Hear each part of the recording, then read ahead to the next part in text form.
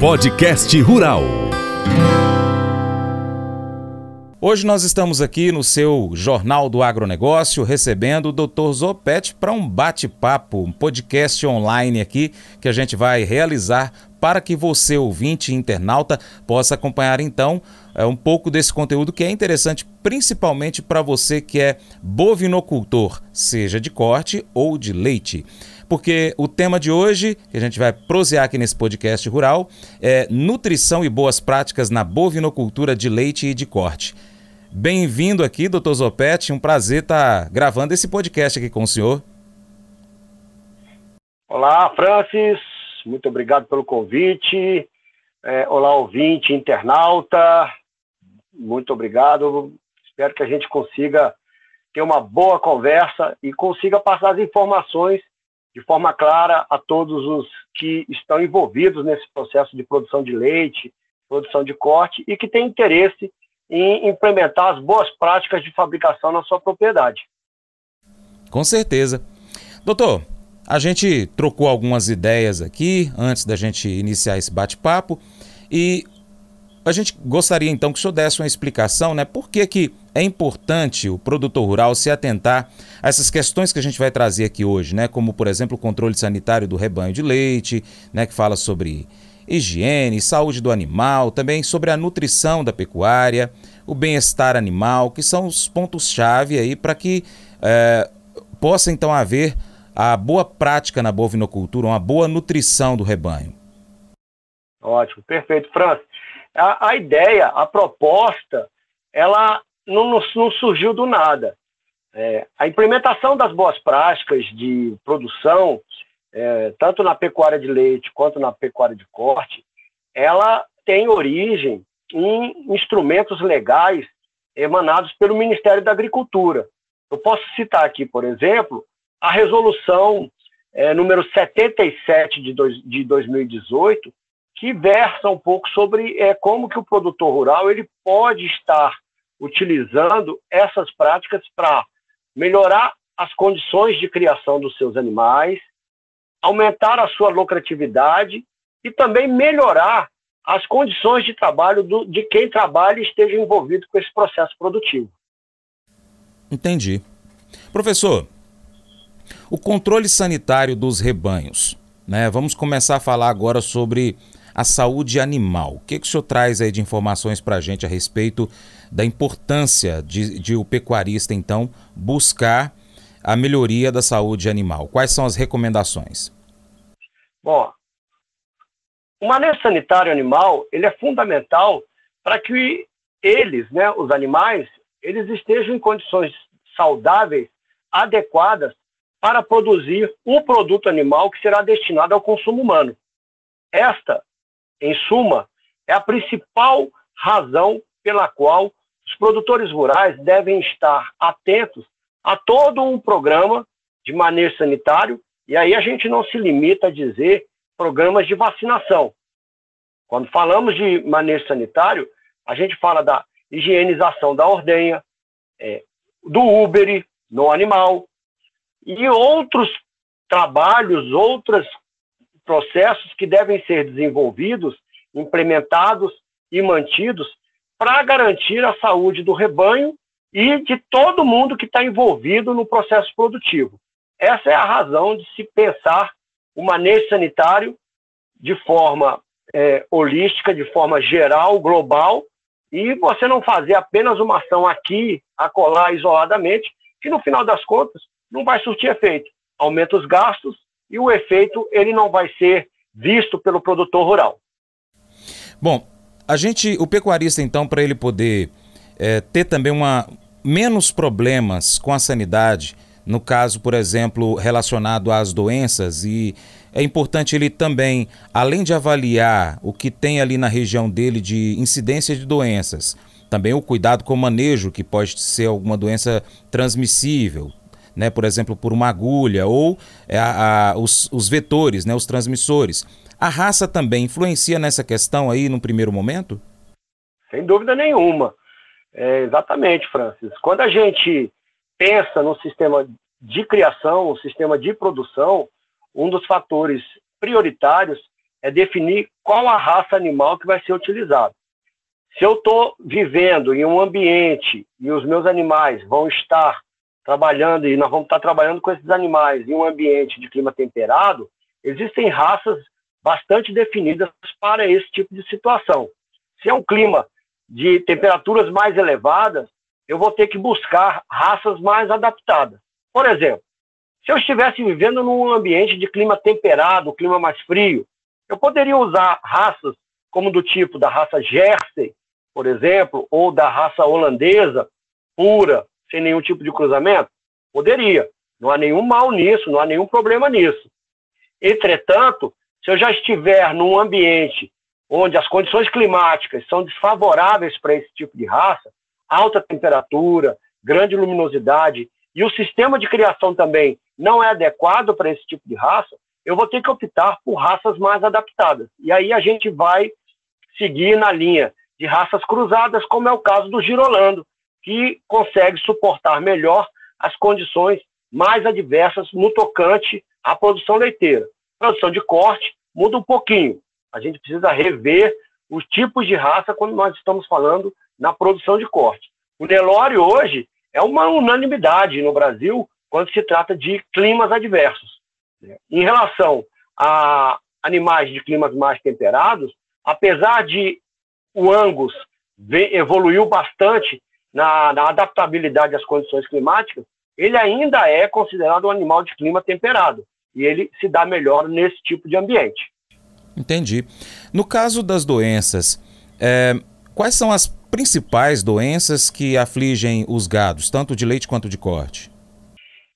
O produtor ele tem que estar atento em relação, basicamente, às doenças de vacinação e notificação obrigatória.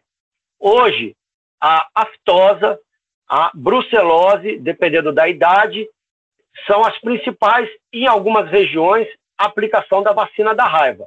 Então, em suma, ele tem que estar sempre acompanhando e sendo orientado por um profissional e também acompanhando o pessoal das Emater, das Secretarias de Agricultura, para saber qual é o tipo de vacinação obrigatória para a sua região.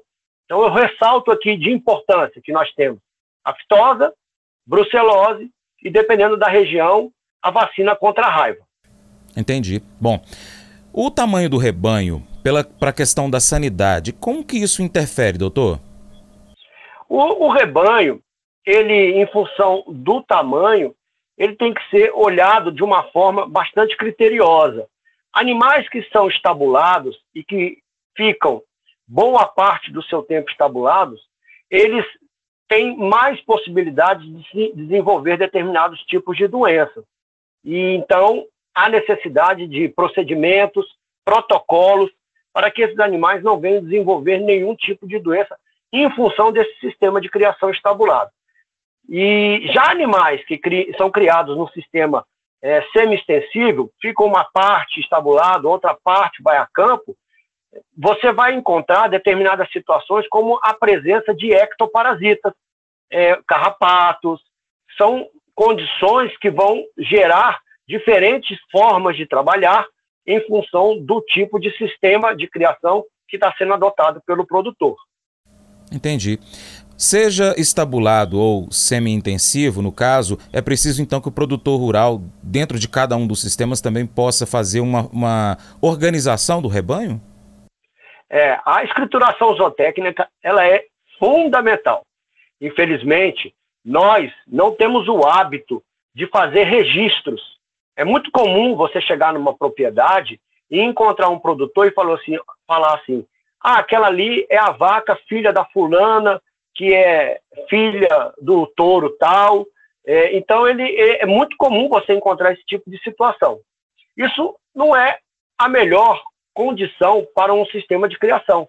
O que é necessário é que o produtor ele tenha todos os registros, registro de nascimento, registro de desmama, peso ao nascer, quem é o pai, quem é a mãe, de cada um dos seus animais e um controle de numeração que pode ser adotado por ele. Isso não existe uma regra geral dessa numeração, para que ele saiba exatamente da onde origina aquele animal, quem é aquele animal e o que foi feito ao longo da vida deste animal em termos de vacinação, nascimento, cobrição. Então é muito importante que seja realizado esse controle zootécnico dos animais.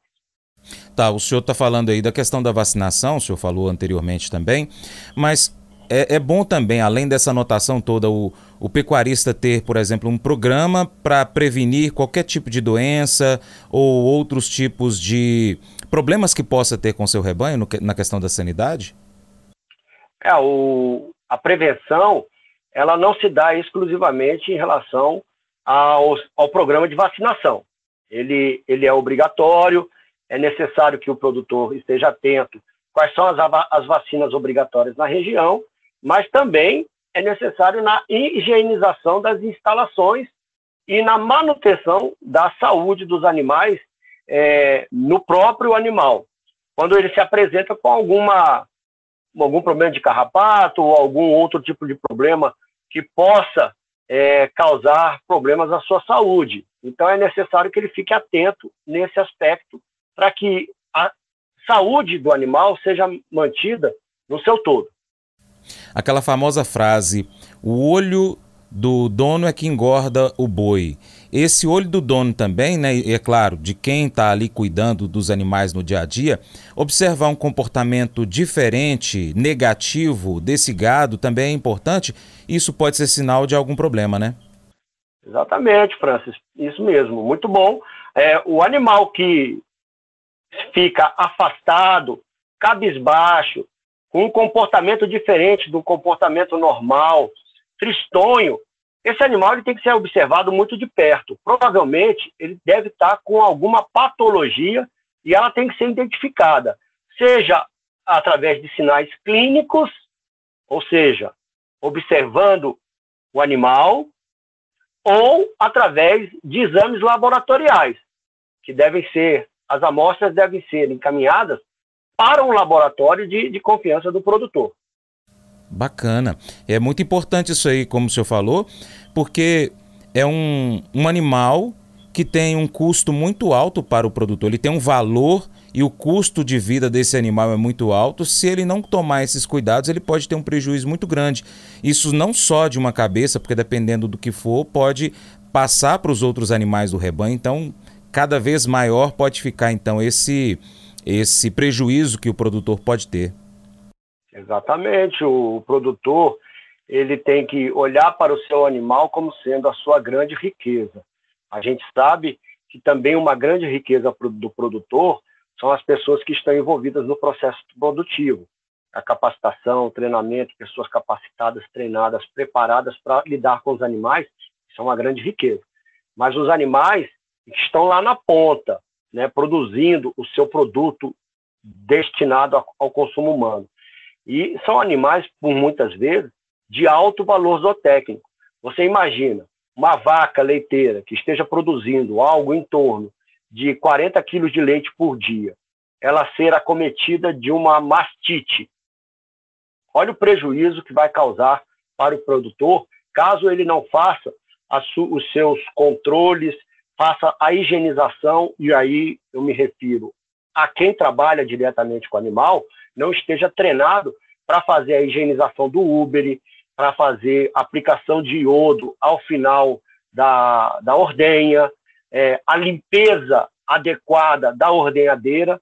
Nos canos da ordenhadeira, caso não seja feita uma limpeza adequada, muitos patógenos vão se alojar ali, piorando bastante a qualidade do leite e aumentando o número de células somáticas. Isso piora muito a qualidade do leite. Então, o produtor ele tem que estar atento a todos os aspectos, desde o animal lá no pasto, observar se o animal está pastejando adequadamente, está comendo sal mineral adequadamente, está no grupo. Eles são seres sociais, gostam de estar em grupos. Se ele mudar de comportamento, se afastar do rebanho, ficar isolado com a cabeça caída perto da cerca, isso tem que ser observado, e esse animal ele tem que ser recolhido numa área isolada, chamado um médico veterinário, para fazer uma análise do que é que está acontecendo com o animal. Certo, isso lá no pasto. E aí, na chegada, na sala de ordenha, também observar o comportamento, se tem alguma ferida, se todas as tetas do Uber estão bonitas, estão bem encaixadas, são tetas que têm plenas condições de se utilizar a ordenhadeira, se for uma ordenhadeira mecânica, ou a utilização da ordenhadeira manual. Neste caso, a higienização do Uber é fundamental. E por último, e não menos importante, é a higienização do manipulador dos equipamentos. Essa pessoa tem que ter noções de higiene pessoal, porque somente assim ela vai poder entender a importância da higiene nos animais e no trabalho que ela está desenvolvendo. É importante fazer o treinamento com essas pessoas sobre isso. Unhas cortadas, mãos lavadas, roupa adequada para poder fazer um bom trabalho e não haver nenhum tipo de contaminação no leite, que é um produto que tem altas capacidades de contaminação. Quem está prosseando aqui comigo é o professor Guilherme Carvalho, o Dr. Zoopet, que sempre traz informações importantes para você aí, produtor rural. Hoje, então, a gente está trazendo esse assunto e o Dr. Zoopet já até entrou aqui no outro tópico, trazendo algumas informações que tem a ver com a infraestrutura, com a sala de ordenha, enfim. Professor, a sala de ordenha, no caso da bovinocultura de leite, ela é muito importante, ter um equipamento de qualidade, adequado e também a estrutura como um todo. No caso da infraestrutura, além da sala de ordenha, o que mais a gente tem que ter aí para que tenha o rebanho tenha então uma boa estada, uma boa saúde, né, no seu dia a dia ali, para que a gente tenha um gado feliz. Se a gente tem um gado feliz, ele vai produzir mais leite, ele vai se alimentar bem no caso do corte e vai ganhar mais peso. O gado tem que estar feliz da vida, né? Para o produtor ficar feliz da vida, o gado tem que ficar feliz da vida também, né? Você quer rir, faça-me rir, né? Isso é uma máxima. E assim, em relação às instalações, vamos começar falando da ordenha. Ordenha é aquele local onde os animais são alojados para que seja a ordenhadeira. A ordenhadeira é aquele local onde os animais são alojados para que seja feita a retirada do leite. Essa ordenhadeira, ela tem que estar toda higienizada, o piso tem que estar limpo, os coxos onde os animais receberão os concentrados durante o momento da ordenha também tem que ser um ambiente limpo, observar se os coxos eles não têm cantos quebrados onde possa haver o acúmulo de ração e, consequentemente, essa ração vir a fermentar e desenvolver fungos. Então, os coxos têm que ser arredondados, evitando os cantos. Todo o encanamento da ordenhadeira ele tem que estar limpo, higienizado. A linha de vácuo e a linha de leite, isso tudo tem que estar muito higienizado, muito limpo. Existem empresas que são especializadas na manutenção e higienização com equipamentos, com materiais, com produtos que são específicos para higienizar a ordenhadeira. Lá na teteira também tem que ter equipamento e produto adequado para fazer a higienização da ordenhadeira. E aí, entrando para a sala do leite, onde fica lá o tanque de resfriamento. Esse tanque de resfriamento tem que estar sempre limpo. O leite, quando ele cai no tanque de resfriamento, ele tem que ficar ali aproximadamente a 4 graus Celsius para manter a qualidade do leite até que ele seja transportado para a unidade beneficiadora. Então, essa sala do tanque de resfriamento tem que ser uma sala ladrilhada, de cor branca, limpa, onde possa ser observado qualquer tipo de sujeira. Nessa sala não pode haver depósito de ração. Observar teias de aranha, entre outras condições que possam dar aquela impressão de sujeira. E é muito importante que a limpeza ela seja feita constantemente. O piso da ordenhadeira sempre limpo, higienizado, para que não haja nenhum tipo de contaminante. Em relação à área coberta, lanternim para ventilação, onde o animal ele vai ter um conforto quando ele estiver produzindo, ele possa ter uma qualidade de conforto tal que ele fique satisfeito em produzir leite, em dar o leite e não, como o pessoal fala muito na roça, não esconder o leite. Tá? Os ordenhadores, usar uma roupa adequada. Um detalhe que é interessante, que as pessoas às vezes não observam, as vacas elas são muito cheias de manias. Se o ordenhador ele não usa a mesma roupa constantemente, não tem o hábito de o ideal é que ele utilize sempre a mesma roupa. Assim os animais vão se sentir mais confortáveis. Observe quando uma pessoa estranha com uma roupa que não é a roupa usual do ordenhador adentra uma ordenha, as vacas já dão uma quebra no leite, porque elas se sentem, de certa forma, ameaçadas por uma presença de um indivíduo estranho lá dentro. Entendi. Elas gostam da rotina, né? Por exemplo, a gente já ouviu muitos testemunhos aqui, professor, de que na hora da ordenha o pessoal liga o rádio para ouvir a música ou algum programa e as vacas já entendem que está no momento dela entregar o leite ali na ordenha, descer o leite normal. Isso aí facilita também muito o trabalho, né? Exatamente, é isso mesmo. Os animais, de um modo geral, todos os animais gostam muito da rotina, né? Quando a gente faz qualquer mudança nessa rotina, eles já estranham. As vacas, elas são cheias de manias. Tanto é que quando você coloca as vacas dentro da ordenhadeira, cada uma sempre vai para o mesmo lugar dela. Ela não muda de lugar, ela sempre vai para o mesmo lugar. Ela tem um lugarzinho dela lá. Então, tem toda aquela hierarquização dos animais, tem as vacas dominantes, as vacas submissas. Primeiro entram as vacas dominantes, elas já pegam os seus lugares certinho. O rádio ligado, isso é uma prática muito comum. Os animais já começam, inclusive, vacas, em função do horário e do fato dela escutar o rádio ligado, a movimentação da máquina ligando, ela já começa a liberar o leite sozinha. Você observa que o Uber está cheio e lá na teta ela já está espirrando um pouquinho de leite, ou seja, ela já está pronta para ser ordenhada. Que interessante. Com relação à temperatura, eu gostaria que o senhor explicasse para a gente, na hora da limpeza do equipamento, né, das teteiras, enfim, a temperatura da água, ela tem algo a ver ou pode ser com qualquer temperatura para que a pessoa possa fazer a higienização do equipamento? O ideal é que a temperatura, na hora de se utilizar a água para fazer a higienização das tetas, seja uma temperatura de uma água mais morna, um pouco mais elevada, né, para que não haja aquele choque térmico no Uber. Nós sabemos que nem sempre isso é possível. As propriedades elas não têm condições, muitas vezes, de fazer o aquecimento da água. Se não tiver, então nós vamos ter que trabalhar com a temperatura ambiente, né, porque nós não vamos ter outra opção. Então, tem que trabalhar com a temperatura ambiente.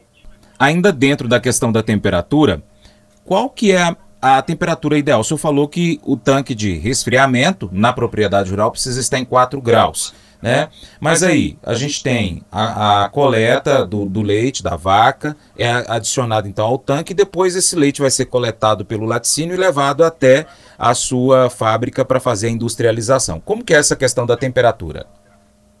Bom, para a gente responder a sua pergunta, é importante a gente estar atento à legislação. A resolução 76 de 2018, a instrução normativa 76 de 2018, ela diz o seguinte, que no recebimento do leite, no estabelecimento, a temperatura tem que estar a 7 graus Celsius. Excepcionalmente, pode chegar a 9 graus Celsius. Para a conservação e expedição de leite, aí quando a gente fala conservação, nós estamos falando da conservação lá na propriedade. O leite tem que estar a 4 graus Celsius. Conservação do leite na usina de beneficiamento ou lá na fábrica de laticínios, 4 graus Celsius. Então, essa é a temperatura ideal para que o leite seja mantido nas condições apropriadas para ele ser beneficiado e utilizado pelo ser humano. Entendi. O senhor tinha falado anteriormente sobre o cuidado do ordenhador com relação à limpeza das tetas, né, da vaca. Existe o pré-dipping e o pós-dipping, que é a limpeza antes da ordenha e pós-ordenha. O senhor pode falar um pouco a respeito? Pré-dipping é o procedimento de desinfecção dos tetos antes do processo de ordenha. E aí, nesse processo, nesse momento, serão utilizados produtos para desinfecção, né, normalmente com a imersão do teto, tá, com o objetivo de reduzir inflamações, infecções da glândula mamária, né, e prevenindo casos de mastite. E evitar também a contaminação do leite, aumentando assim, reduzindo assim, a contagem de células somáticas, o que isso é um indicativo da qualidade do leite. Professor, o senhor finalizou o bloco anterior falando do pré-dipping, né, que é a preparação do teto para que se inicie a ordenha. Quando finaliza, então, a ordenha, tem que fazer o pós-dipping, não é isso? Exatamente, é isso aí. Fazer o pós-dipping, que é o momento em que é feita a desinfecção da ordenha, evitando, assim, novas infecções nos períodos entre essas ordenhas, através de uma proteção química, e aí a utilização de produtos químicos. E quando se fala de boas práticas de fabricação, a utilização desses produtos químicos, ela tem que ser feita com muito critério e muita orientação técnica, evitando, assim, através dessa proteção química, novas proliferação de patógenos que poderiam causar problemas na teta da vaca. Entendi. Bom, o ambiente como um todo, ele também tem que ser adequado para o gado, seja ele de corte ou de leite, não é isso, professor? Perfeitamente. O ambiente, ele tem, se for um gado de corte estabulado, um gado de leite estabulado, toda a parte de estábulo, ela tem que ter aeradores, pulverizadores, uma cama boa, adequada, né, coxos bem feitos, área que permita a ventilação natural, a iluminação natural. Então, é muito importante que sejam observados todos os aspectos no que tange a questão de construções rurais, seja para animais para a produção leiteira, seja para animais de produção de corte, que tem características bastante específicas em função do tipo de sistema de criação. Entendi. E ainda usando a palavra ambiente, mas agora vamos falar do meio ambiente, professor, é necessário também ter um cuidado com, por exemplo, reaproveitamento dos dejetos, né, fazendo ali o esterco, o adubo orgânico, o descarte do material reciclável, todo aquele outro material que não vai ser reaproveitado também tem que ter um cuidado muito grande ali na propriedade onde acontece essa atividade de pecuária, de leite ou de corte. Exato. É fundamental que o manejo de resíduos, tratamentos de dejetos e efluentes, eles sigam a Lei 12.305 de 2011 e o Decreto 7.404 de 2010. Essas duas legislações, né, essa legislação específica para esse tópico de tratamentos de dejetos e efluentes, ela trata exatamente da política nacional de resíduos sólidos que todo produtor tem que estar atento. Ninguém pode alegar desconhecimento de lei, isso é uma máxima da legislação, né? Então, é importante, primeiramente, sobre o aspecto legal. Mas não é só isso. O produtor tem que lembrar que quando ele polui o meio ambiente, ele está causando um problema para ele mesmo, um problema futuro para ele mesmo. Não destinar corretamente os dejetos da sua criação, ou seja, fazer ductos de encaminhamento desses dejetos para que eles sejam utilizados e, quem sabe, para a utilização de biogás ou biofertilizantes, né? Então, são formas de se utilizar.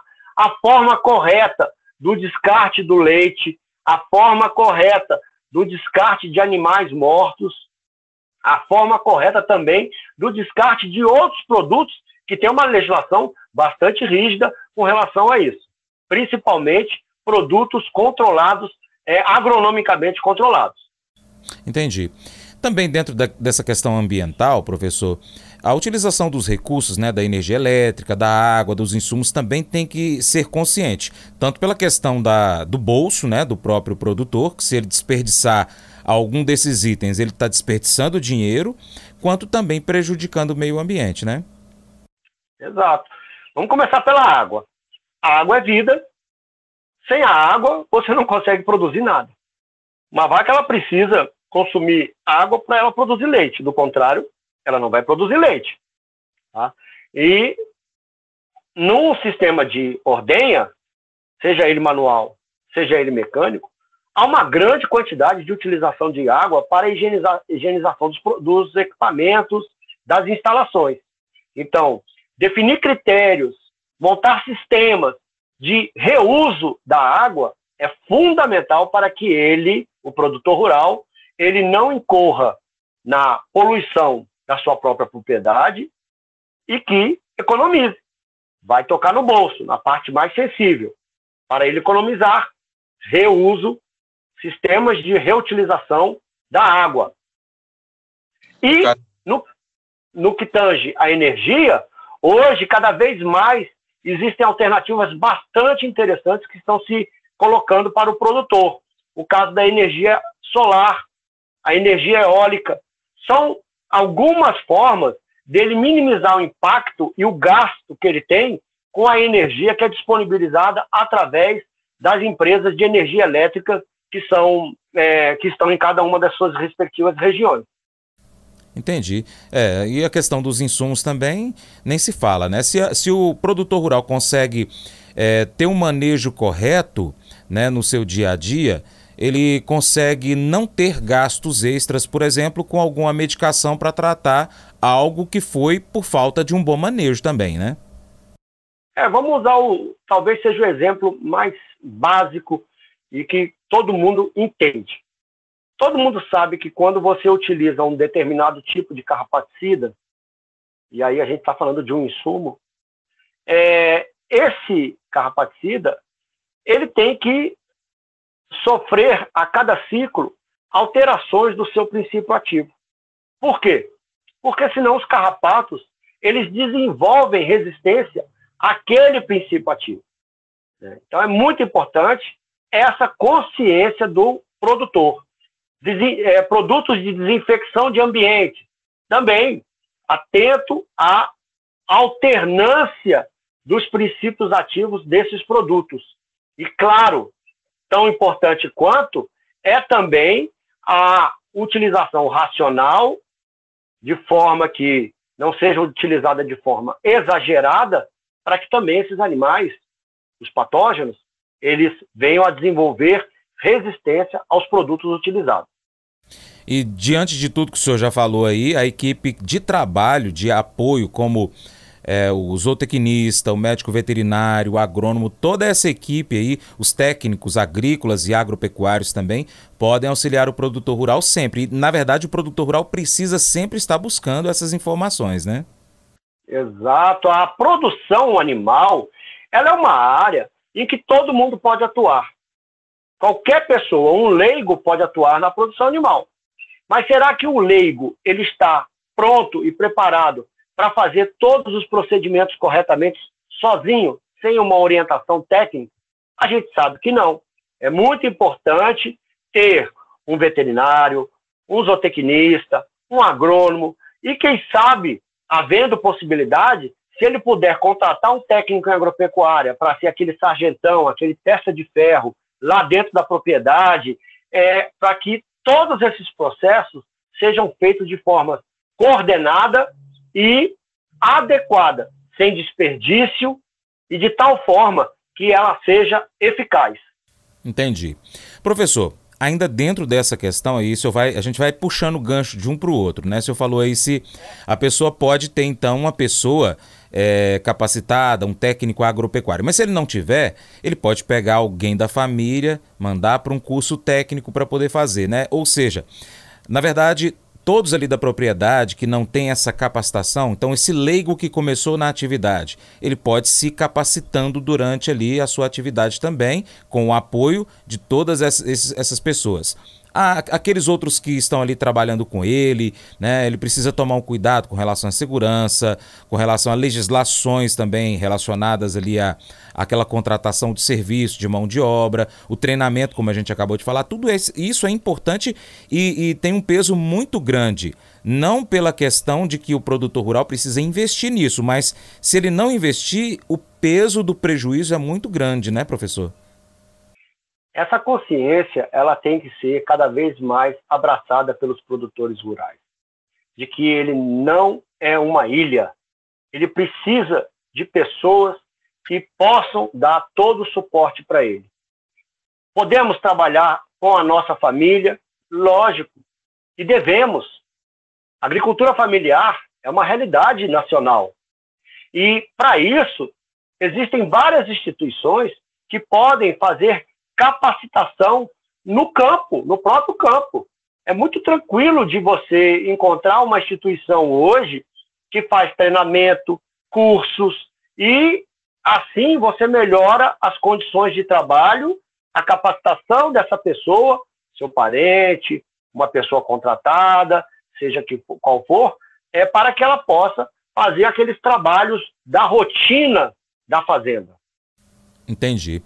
Professor, nutrição na pecuária, ela não tem a ver só com o alimento ali, né? Com a ração, com a pastagem, é bem mais amplo, né? Então tem que ter um cuidado tremendo e para cada um dos fins, se é gado de leite, se é gado de corte, se é um gado para fazer a reprodução, tudo isso tem um manejo correto, uma receita correta para que se possa então ministrar, não é isso?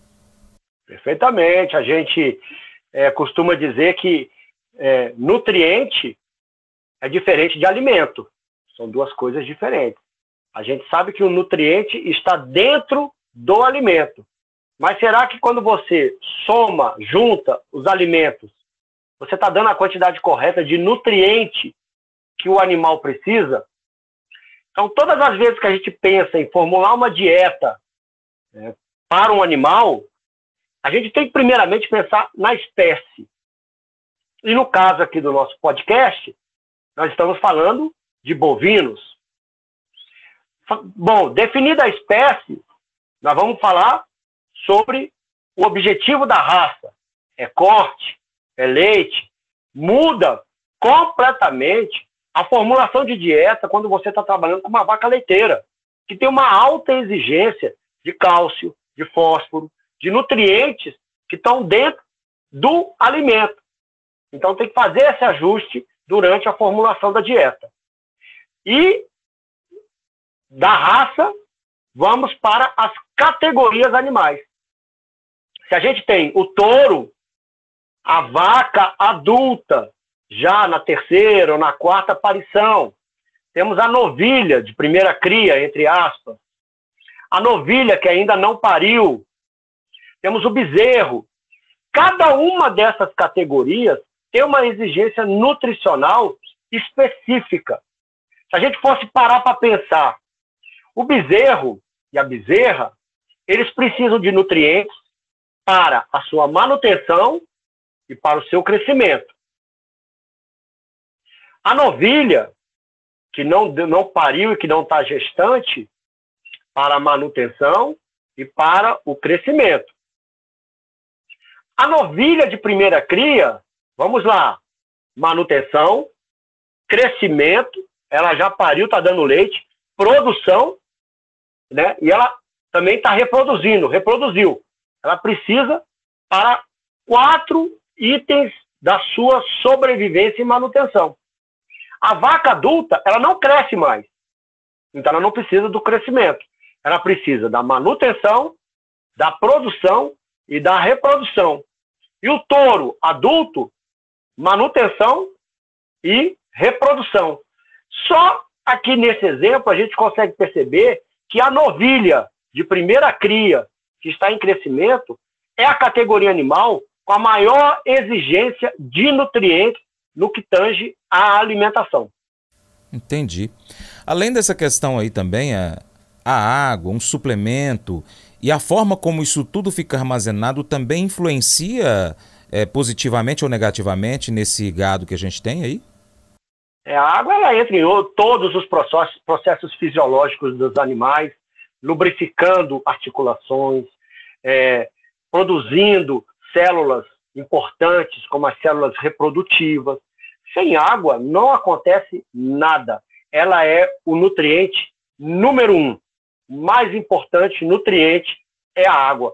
Por isso, a qualidade da água, a qualidade dos bebedouros, a higienização dos bebedouros, ela é fundamental para uma boa produção, seja de leite, seja de corte. Então, a água, não há discussão. Manter qualidade e quantidade em abundância para produzir leite também em quantidade e qualidade boa, né? Esse é um aspecto. Em relação aos suplementos, um animal, dependendo da sua categoria animal, né, seja ele novilha de primeira cria, seja um touro ou seja uma vaca, ele vai exigir suplementos. O que são os suplementos? Suplementos são aqueles produtos que adicionam alguma propriedade alimentar ao que já está sendo fornecido ao animal. Nós temos aditivos, que são uma outra categoria. Os aditivos, eles adicionam alguma característica interessante, seja palatabilidade, seja coloração, seja odor, tá? Todas esses dois aí, pelo menos, eles são importantes no aumento da ingestão do que está sendo fornecido para os animais, em função da sua categoria. E, por último, é o armazenamento. Esses produtos, eles têm que estar armazenados em um local seco, em estrados de madeira, para não entrar em contato direto com o solo. A sacaria desses produtos, o monte de sacaria desses produtos tem que estar afastado de paredes, não podem estar encostado na parede. Isso tudo é para evitar que a umidade ela caminhe pela parede ou caminhe pelo solo e adentre a sacaria e causando a perda do teu produto, consequentemente, prejuízo. Entendi. Professor, o bem-estar animal como um todo é extremamente necessário. A gente já começou, em determinado momento, a gente falou que o gado tem que estar feliz para o dono também ficar feliz. E o bem-estar, ele engloba, por exemplo, o conforto, a climatização, né? Essa climatização tanto dentro da parte da sala de ordenha, ou do confinamento, até mesmo a pasto, a segurança que esse gado precisa ter. Eu lembro que o senhor falou sobre os equinos, que o equino gosta de ter uma visão mais ampla, o gado bovino também seria assim, né? E isso tudo influencia o comportamento das pessoas com o gado, o senhor já falou um pouquinho. Tudo isso garante ou não o bem-estar desse animal, que ele estando feliz, ele vai produzir bem. Isso mesmo. O bem-estar animal, ele tem que primeiro focar nas famosas 5 liberdades. A partir do momento que o produtor ele tem como norte as 5 liberdades, ele já dá um bom passo para o bem-estar.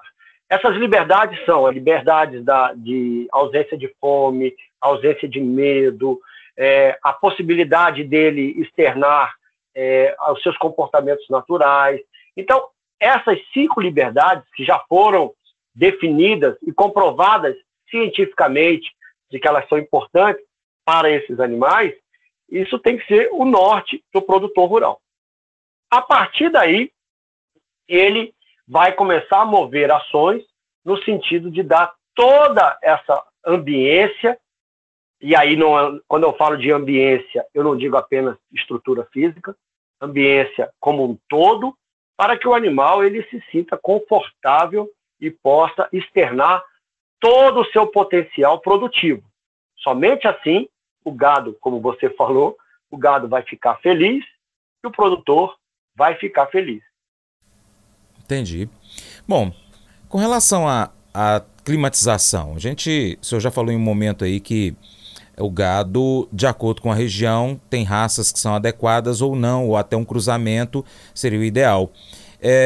Nesses locais hoje em dia a gente visita algumas propriedades e tem o chamado compost barn, ou na sala de ordenha, por exemplo, tem aqueles grandes ventiladores que tem a pulverização de água. Isso ajuda demais na questão do conforto e bem-estar desse animal, né? Sem dúvida nenhuma. Os equipamentos, eles são fundamentais para que haja a dissipação e a troca de calor desses animais. É importante os ventiladores, os umidificadores. Desta forma, a dissipação do calor ela vai se dar através de convecção, de condução, de todas as formas que o calor pode ser retirado do corpo do animal e trazer ele para dentro da zona de conforto. A zona de conforto de um bovino, ela gira ali em torno de 22 graus. Nós sabemos que nossas regiões aqui, para a gente chegar a 22 graus numa temperatura ambiente, é bastante complicado. Então, o ideal é que você esteja sempre atento na sua propriedade, nas instalações, para que esses equipamentos estejam funcionando adequadamente, estejam calibrados corretamente, para poder fazer a função dele, dar qualidade de vida para o animal dentro do estábulo, se for estábulo, né? E, se for a pasto, sombreamento, seja através de árvore natural ou de sombrites, que são formas que também podem ser utilizadas para que o animal possa descansar a campo, fazer a ruminação, o seu descanso e assim produzir mais. Bom, professor, quero demais agradecer sua participação nesse podcast. A gente já está programando novos podcasts, além, é claro, da sua participação aí com seus vídeos também, com seus áudios, trazendo informações específicas da área que o senhor trabalha, que o senhor é especialista e que é professor, dá aula pra gente. Os nossos ouvintes internautas gostam muito do seu conteúdo, professor, porque eu já ouvi diversas vezes dizendo assim: Francis, o seu programa para nós é uma sala de aula no rádio, e é essa a nossa intenção, e o senhor, como professor, está ajudando demais esses produtores que nos acompanham, não só aqui em Paracatu, no Paracatu Rural, não só em Coromandel com o Diário Rural e as regiões em volta dessas duas cidades, mas todos aqueles que nos acompanham também pela internet. Deixa aí a sua consideração final a respeito desse assunto, o seu bom dia também e o abraço a todos os nossos ouvintes internautas. Francis, eu quero agradecer realmente a possibilidade de estar com você aqui e com todos os ouvintes, internautas, as pessoas que escutam através de podcast, dos vários canais de comunicação que o Paracatu Rural e que a Rádio de Coromandel também tem disponível. Então, quero agradecer a você especialmente, agradecer aos ouvintes a paciência de me escutar, de estar sempre me ouvindo. Eu tento, ao máximo possível, usar uma linguagem mais simples e estou à disposição também no meu Instagram, @Dr. Zopete, ou no YouTube, Dr. Zopete Guilherme Carvalho, para que as pessoas façam contato e possam também tirar dúvidas. E também através das rádios, junto com o Francis, levantar temas para que a gente possa fazer os nossos debates e os nossos programas. Muitíssimo obrigado, um abraço para todos aí. Pois é, pessoal, quero agradecer demais a sua atenção e convidar você a acompanhar o Paracatu Rural em diversas plataformas online. Você pode acompanhar pelo YouTube, vai lá, inscreva-se no canal Paracatu Rural, marque o sininho para receber as notificações. Pode também acessar o site paracaturural.com e cadastrar o seu e-mail. Nós também estamos em plataformas de áudio, Spotify, Deezer, TuneIn, iTunes, SoundCloud, Google Podcast, na Alexa. Pesquisa na sua favorita por Paracatu Rural. Você ainda encontra a gente no Instagram, no Facebook, no Telegram, também no Twitter, X e ainda no canal do WhatsApp. Você já viu? Vai lá então, canal do WhatsApp, ali perto do status. Aí é só pesquisar Paracatu Rural. E se também quiser, pode acompanhar a gente ao vivo pelo rádio. É só pesquisar Rádio Boa Vista FM 96,5 MHz ou Rádio Diamante FM 100,3 MHz no aplicativo Rádiosnet. Vou ficar esperando você, hein? Entre em contato conosco aí pelo WhatsApp também. Vai lá no nosso site, em qualquer uma das nossas plataformas digitais, pega o nosso contato e entra em contato com a gente. Vou ficar esperando você, hein? Valeu! O perdão pode ser frustrante. Quando alguém te faz mal, às vezes, a última coisa que você quer fazer é deixá-lo escapar impune. Para nós, faz mais sentido fazermos justiça com as próprias mãos. Nós queremos resolver as coisas nos nossos próprios termos. A gente prefere revidar da maneira que a gente considera ser a melhor, né? Até gostamos de oferecer perdão, mas somente quando nós nos sentimos prontos para isso. Todas essas atitudes são super normais. Contudo, Deus raramente nos chama para vivermos uma vida normal. Assim, a nossa resposta padrão ao sermos injustiçados deve ser o desejo de perdoar. Isso não significa que devemos evitar raiva, mágoa ou tristeza. Significa que nós devemos caminhar em direção ao perdão. Quando a gente escolhe evitar guardar rancores contra os outros, nós podemos estar confiantes de que Deus faz o mesmo conosco. Se houver alguma situação onde você se sente injustiçado por alguém, pare por um momento. Reconheça o que aconteceu. Converse com Deus a respeito de como você se sente. Em seguida, peça para Deus te ajudar a perdoar quem te ofendeu. Esse devocional faz parte do plano de estudos Vida Após a Morte do aplicativo Bíblia.com. Muito obrigado pela sua atenção. Até o próximo encontro. Deus te abençoe. Tchau, tchau.